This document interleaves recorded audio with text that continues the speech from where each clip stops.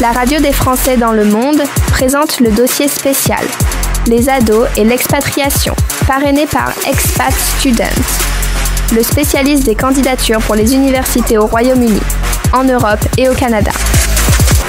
Eh bien Gabriel, tu es mon plus jeune invité dans les 2333 podcasts de la radio des Français dans le monde. Sois le bienvenu. Eh ben merci, voilà, bonjour, c'est un honneur j'imagine. Je suis très content moi de te recevoir puisqu'on a décidé de travailler sur ce thème des ados et l'expatriation. On va raconter ton parcours pour commencer, puis raconter quelque chose de plus particulier, c'est que comme moi tu es fan de radio depuis toujours et ça va nous amener à faire des petites interviews ensemble et avec des gens qui sont autour de toi et qui vivent aussi l'expatriation dans cette tranche d'âge, 10-18 ans. Si tu veux bien, on commence, Gabriel, par revenir sur ton histoire. Aujourd'hui, tu as 15 ans, tu es en seconde, donc tu vis en Allemagne et tu vas dans un lycée français. Mais au début, tout commence par une naissance dans la région parisienne en 2009. Donc t'es vraiment, tu te rends compte, très très très très jeune par rapport à mon vieil âge. Oui, voilà, c'est ça. Je commence un peu région parisienne et je vais y rester pendant 10 ans de ma vie. Alors, tu fais maternelle, primaire, t'as tes potes, enfin voilà, la vie classique. Et puis, à la rentrée en 6e, tes parents t'informent, toi et ton petit frère, que vous allez déménager. 2 mois plus tard, vous êtes en Allemagne. Tu te souviens de ce soir où ils te l'ont dit ? Je me souviens vraiment très très bien de ce soir. C'est un moment que je vais pas oublier de sitôt. Parce que déjà tout petit, je m'étais dit que jamais j'allais déménager de ma ville. Déjà, déménager dans une autre ville, pour moi, c'était déjà une aventure. Alors déménager dans un autre pays, pour moi, c'était vraiment c'était l'aventure, quoi. Pour moi, l'Allemagne, c'était à l'autre bout du monde et j'avais aucune notion de à quoi ressemblait l'Allemagne, la culture allemande, les Allemands. Donc au début, ça m'avait fait vraiment très très peur. J'ai pas trop compris. On a pris un peu de temps pour m'expliquer que voilà. Ça, on déménagerait pas tout de suite, mais que ça allait arriver un jour et qu'il fallait se préparer. Alors ton père, en effet, change de boîte. Le siège est à Francfort. C'est là-bas que vous allez déménager. Les réactions, c'est un peu d'être perdu au début, se dire je vais perdre tout ce que j'ai. C'est un sentiment un peu que tout se dérobe. Ouais, un peu. C'est-à-dire que moi, je l'ai vécu un peu comme tout ce que j'ai construit autour de moi. J'ai mis beaucoup de temps et beaucoup d'énergie à me faire beaucoup d'amis, à avoir un espèce de réseau. J'avais beaucoup d'activités, je faisais de la musique, du sport.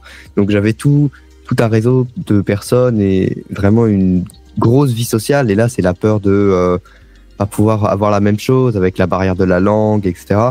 C'est des choses qui lui font très très peur et ça a été pareil un peu pour mon père et un peu pour toute la famille en fait. C'est le fait qu'on était, voilà, disons qu'on avait un très très très grand réseau social et là on s'était dit que faudrait tout recommencer à zéro, sachant qu'on était là depuis très très longtemps. Ça faisait très bizarre. Alors le jour J, tu vas voir ton meilleur ami, tu te souviens que lui et sa mère se mettent à pleurer. Enfin, il y a un côté déchirement un peu triste.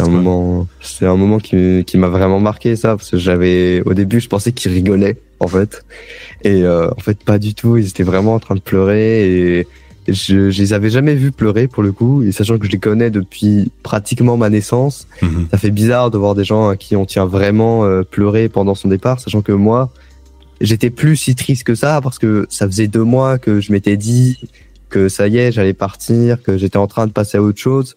Eux, pas du tout, et encore aujourd'hui d'ailleurs, ça reste très compliqué pour eux parfois.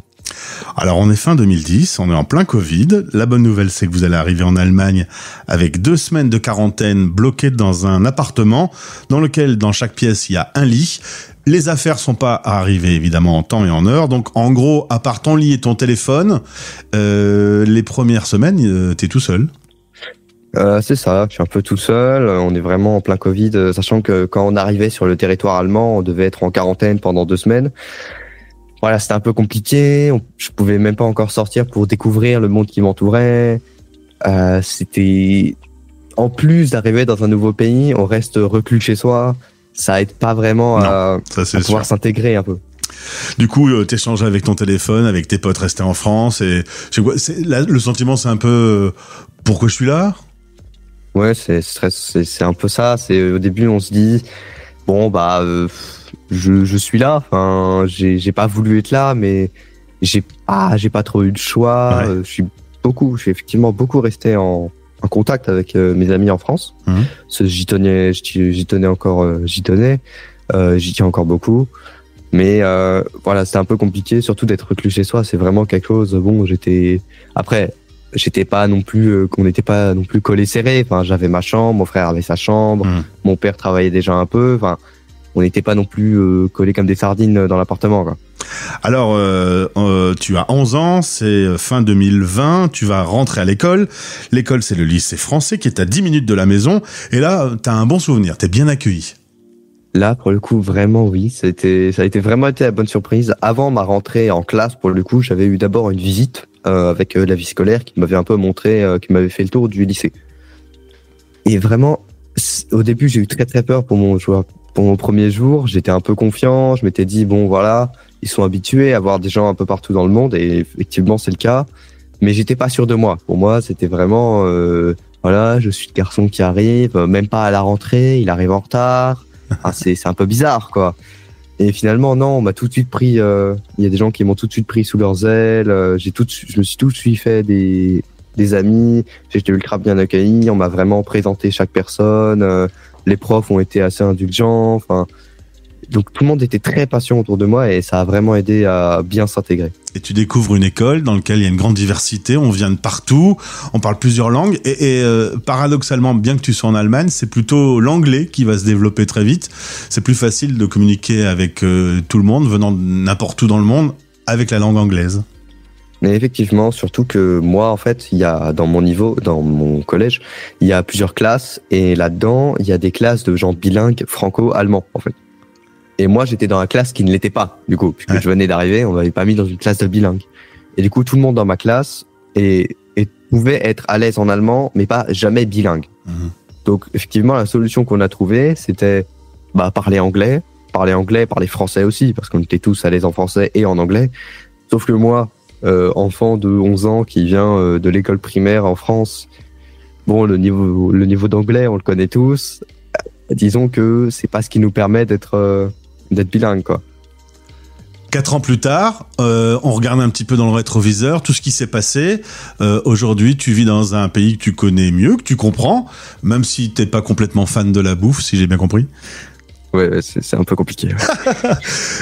Il s'avère que tu as une petite copine qui était en Allemagne et qui est rentrée en France, donc de temps en temps tu reviens, tu vas voir les grands-parents. Quand tu vois ton niveau d'anglais, par exemple, à 15 ans, si t'étais resté en France, t'aurais eu le même ? Non, clairement pas. Ça, c'est un truc vraiment, quand je regarde ce qui s'est passé pendant ces 4 années, il y a vraiment un truc que je remarque, c'est que niveau éducation, j'aurais jamais eu ça. Enfin, pas du côté de mes parents, mais du côté école. École, ouais. J'aurais jamais eu ça en France. J'aurais jamais eu cette richesse-là. Le fait d'avoir souvent de nouvelles personnes qui arrivent et des gens qui viennent de partout dans le monde, ça permet vraiment d'avoir l'expérience des gens dans plein de pays. Ça permet de rencontrer plein de gens différents. C'est vraiment une expérience très, très, très enrichissante. Même si sur le moment, on perd beaucoup de choses. Si on est dans un endroit depuis un petit moment et qu'on doit déménager, sur le coup, c'est très, très dur. Mais aujourd'hui, je pense qu'il y a des amis que j'aurais pas eu en France. Peut-être que j'aurais pas été le même. Peut-être que j'aurais pas évolué de la même manière. C'est pas grave, mais c'est comme ça. J'ai évolué d'une autre manière et j'ai absolument aucun regret aujourd'hui. Et l'ouverture sur le monde, c'est une richesse importante. Ah oui, très, très. Alors, depuis toujours, tu es fan de radio. Tout petit, tu voulais que tes parents mettent France Inter dans la voiture. Enfin, t'as toujours une attirance pour ce média. Tu veux être journaliste, tu veux prendre le micro. Pourquoi tu sais pourquoi t'as cette passion ? Alors, je pourrais pas vraiment expliquer pourquoi j'ai cette passion, mais je sais d'où elle vient. Mais parce que mes parents ont toujours écouté France Inter, France Info. Enfin, on a toujours été beaucoup dans les médias. Et il y a cette photo légendaire de moi qui tape un logo France Inter pour relancer une émission. Enfin, et voilà, j'ai toujours eu un lien avec la radio. Je sais pas vraiment comment ça s'est créé. C'est peut-être juste le fait d'écouter la radio tous les soirs. C'est un peu un truc rituel. T'as certaines émissions que je connais par cœur. c'est aussi toute mon enfance, c'est ma vie en France en fait surtout. C'est ma vie en France et c'est la vie que j'ai quittée quand j'avais 11 ans. Et ça a aussi renforcé mes liens parce que du coup, je pouvais plus écouter France Inter quand j'étais en Allemagne avant qu'on puisse l'écouter via Internet. Ouais. Mais avant, j'écoutais via la radio normale, quoi. Ouais. Mais là, c'était totalement différent et je pense que ça a renforcé mon lien avec la radio. C'est le fait que je l'associais avec mon enfance et ma vie en France, en fait. Et je me suis dit, si je m'accroche à cette passion, un jour, je reviendrai en France et je pourrais vraiment m'y implanter pour de bon. Résultat, même si aujourd'hui tes parents pourraient vivre d'autres expatriations, tu m'as dit, après le bac, je retournerai faire mes études de journaliste en France, à Paris sans doute. Ouais, tout à fait. Voilà, le but, ce serait peut-être effectivement Paris, mais des études en France, en journalisme, en sciences politiques, mais des études en France. C'est tout ce qu'il me faut. C'est tout ce qu'il me faut. Honnêtement, c'est une vie en France. Après, c'est mon expérience de ce que ça a fait de déménager, mais je suis très très attaché à tout ce que j'ai vécu en France. Finalement, tous les souvenirs que j'ai, c'est des souvenirs en France. Enfin, je suis très très très attaché. Puis j'ai toute ma famille, j'ai tous mes amis, j'ai plein de gens en France. Aujourd'hui, les amis, c'est moins vrai, et ma famille aussi, du coup, avec mes parents. Ouais. Mais je reste quand même très attaché à tout ce que j'ai fait en France et aujourd'hui, je commence à être très très attaché à ce que j'ai créé en Allemagne quand même. Alors, la radio fait que déjà, t'as une voix de radio, t'as une belle voix qui passe bien à la radio et via ta maman, que j'ai rencontrée au cours d'un événement Flamme, d'ailleurs, tu participes souvent à des activités Flamme, français langue maternelle, tu as envie de travailler dans le monde de la radio et la radio des Français dans le monde va te donner la possibilité d'interviewer d'autres ados qui vivent l'expérience de l'expatriation. Plutôt de prendre un vieux comme moi, ce sera toi, du haut de tes 15 ans, qui fera ce travail. T'as déjà repéré des gens que tu pourrais interviewer. Tu penses pouvoir donner dans ce sujet plein d'informations à nos auditeurs ? Je pense honnêtement, j'espère en tout cas que c'est un sujet qui attirera votre attention parce que j'ai beaucoup écouté Radio des Français dans le monde et le sujet des enfants peut être un peu, on peut en parler un peu. Mais c'est jamais eux qui prennent la parole. Et ouais. Souvent, ils ont un peu peur de prendre la parole d'ailleurs. Moi-même avant, souvent quand on est jeune, on a peur de prendre la parole. On se dit qu'on va dire une bêtise. On se dit qu'il y a des choses à pas dire. Donc, on préfère laisser les adultes parler.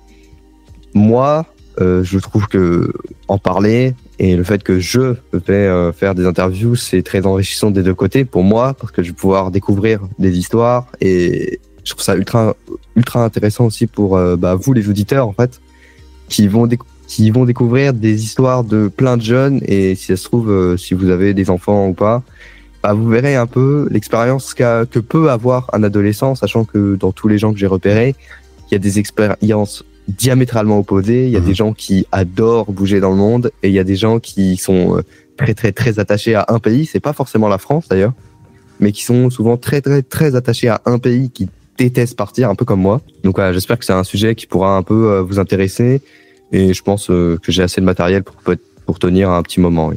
C'est parfait. Écoute, je suis pressé de découvrir tout ça. Merci Gabriel, que l'on retrouvera donc à ma place pour interviewer des ados de 10 à 18 ans qui vivent ou qui ont vécu l'expatriation. Mais je te souhaite une gute Nacht, puisqu'on est en fin de journée et que c'est le seul mot allemand quasiment que je puisse te dire. Et voilà, bonne soirée à vous et puis merci de me donner cette opportunité un peu de pouvoir partager ça avec vous. Avec plaisir. Une passion, ça s'entretient. Et si je peux faire quelque chose, ça fait plaisir. À très vite, Gabriel. Merci beaucoup. Salut. Les ados et l'expatriation, en partenariat avec les experts du réseau Expat Pro. Dossier parrainé par Expat Student, le spécialiste des candidatures pour les universités au Royaume-Uni, en Europe et au Canada.